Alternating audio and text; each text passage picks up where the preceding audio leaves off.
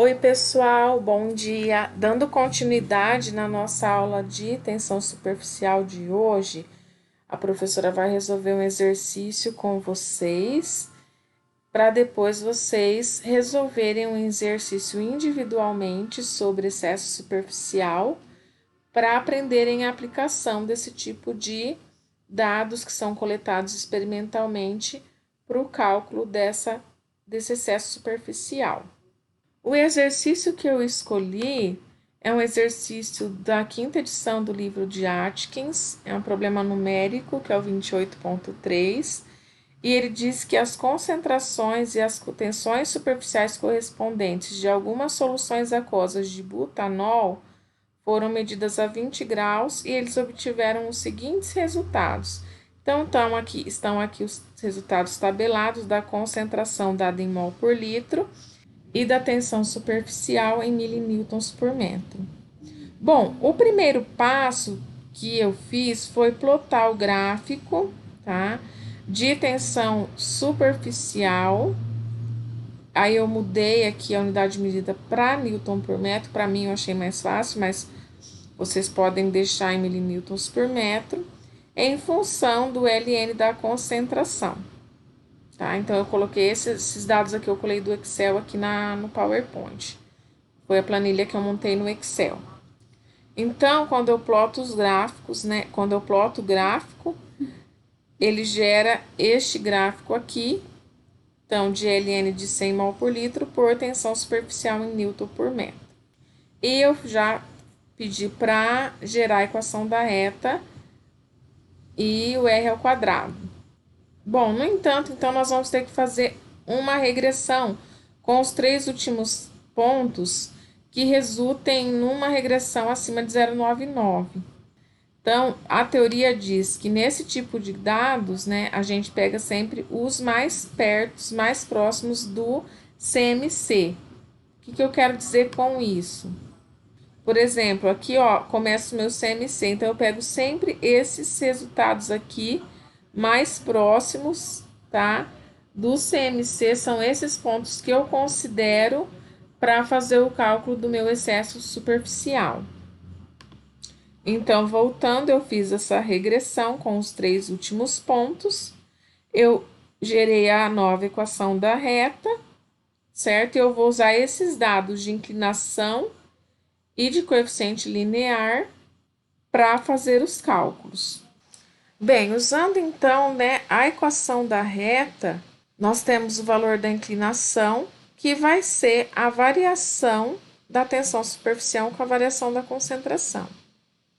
Embora a inclinação seja calculada, né, como a variação da tensão em função da concentração do surfactante, nesse caso aqui o butanol não é o surfactante, é um solvente orgânico, né, mas embora essa inclinação seja, né, da variação da tensão em função da concentração do soluto que é solúvel na mistura, as dimensões da inclinação são dadas na unidade de tensão superficial, tá? Que pode ser newton por metro ou joule por metro quadrado, ou milinewton por metro ou milijoule por metro quadrado. Nesse caso aqui, depende então das unidades de medida que vocês escolheram.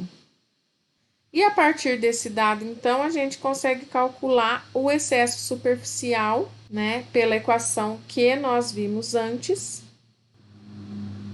que é essa aqui, no qual, então, a gente tem menos 1 sobre RT vezes a nossa inclinação da reta. Então, eu usei aquela equação e cheguei nesse resultado aqui, de 5,075 vezes 10 a menos 6 mol por metro quadrado. Com esse resultado, eu consigo fazer outros cálculos.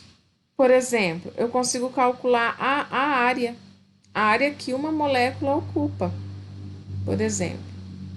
Para o cálculo da área, eu usei a seguinte relação. Então, eu peguei o excesso superficial que está em mol por metro quadrado, multipliquei pelo número de Avogadro, que é em moléculas por mol, né? Eu tenho 6,02 vezes 10 a 23 moléculas por mol. E multipliquei por 10 a 18, que é a conversão de metro quadrado em nanômetro quadrado. Então, eu cheguei na área Não, na verdade não é área, né? É quantas moléculas ocupam 1 nanômetro quadrado. Então, eu tenho 3,055 moléculas ocupando 1 nanômetro quadrado. Com esse dado, eu posso calcular, então, a área de uma molécula, certo? Então, qual que é a área ocupada por uma molécula? Basta eu inverter esse resultado, ok? Então, uma molécula vai ocupar 1 sobre 3,055, é 0,327 nanômetros quadrados. Então, eu vou até arrumar aqui que a área em nanômetros quadrados é dada pelo inverso disso aqui. Então, assim a gente consegue calcular a área, ok? Então, esse é um exercício que eu resolvi aqui. Agora, eu quero que vocês façam um outro em casa, que é este que eu tinha falado antes, do livro do Goodwin, tá? Tá na páginas 22 a 23. Então, tem os dados aqui. Lá no livro, eles colocam alguns detalhes a mais. Então, coloca o valor de CMC, por exemplo. Então, eu vou pedir para vocês tentarem resolver em casa individualmente esse exercício, que está na página 22 e 23. Na página 23, vocês vão encontrar a resposta do exercício, então, vocês já têm o gabarito para vocês se basearem, tá? E eu queria que vocês descrevessem para mim as dificuldades que vocês encontraram para resolver esse exercício. Pode ser nenhuma dificuldade, tá? Bom, pessoal, então por hoje é só. Espero que vocês gostem dessa aula, né? Agora tem já exercício, cálculo numérico, não é só teoria. Até a próxima e fiquem com Deus.